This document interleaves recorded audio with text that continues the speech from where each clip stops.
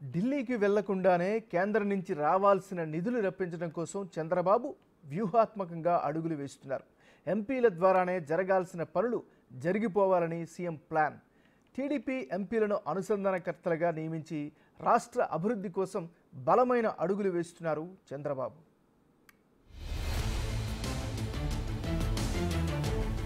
నలభై ఐదేళ్ల రాజకీయ అనుభవాన్ని చాలా వ్యూహాత్మకంగా వాడుకుంటున్నారు.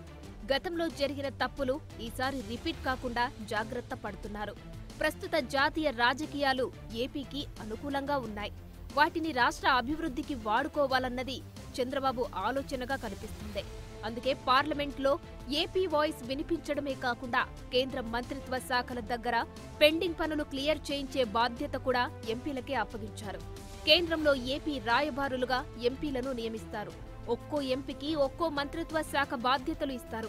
ఆయా శాఖల నుంచి ఏపీకి రావాల్సిన నిధులు, పెండింగ్ పనులు త్వరితగతిన పూర్తి చేయడమే వారి బాధ్యత.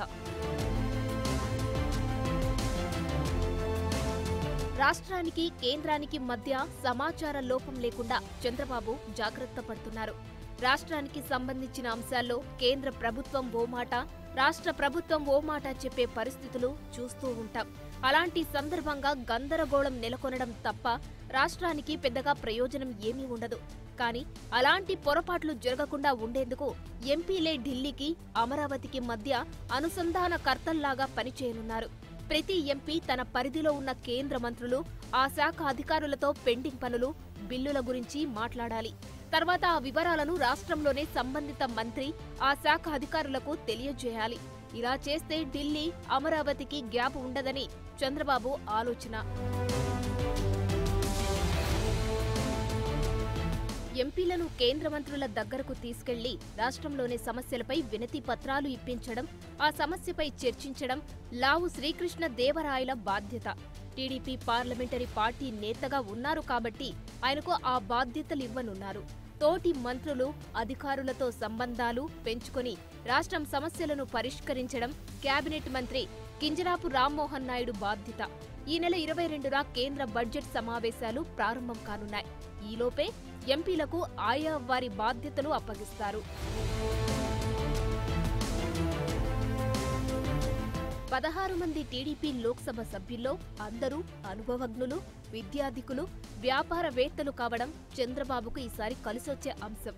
త్వరలో పార్లమెంటులో పలు శాఖలకు చెందిన కమిటీల్లో టీడీపీ ఎంపీలకు సభ్యత్వం రానుంది. అప్పుడు ఆయా శాఖల మంత్రులు, అధికారులతో వారు సన్నిహిత సంబంధాలు పెంచుకోవడానికి అవకాశం ఉంటుంది. దీంతో రాష్ట్ర ప్రయోజనాలకు తోడ్పడే అవకాశం మరింత పెరుగుతుందని సీఎం చంద్రబాబు భావిస్తున్నారు. మరోవైపు డిప్యూటీ సీఎం పవన్ కళ్యాణ్ కూడా జనసేన ఎంపీలకు దిశానిర్దేశం చేశారు. రాష్ట్ర ప్రగతి కోసం, మానవ వనరుల అభివృద్ధి కోసం పార్లమెంటులో చర్చించాలని సూచించారు. టెంపుల్ టూరిజం, ఎకో టూరిజంపై దృష్టి పెట్టాలన్నారు పవన్. దీంతో పాటు ఎన్డీఏ కూటమి వాయిస్ వినిపించాలని చెప్పారు. మొత్తానికి ఓవైపు చంద్రబాబు, మరోవైపు పవన్ రాష్ట్ర ప్రయోజనాల కోసం ఎంపీలను సిద్ధం చేస్తున్నారు.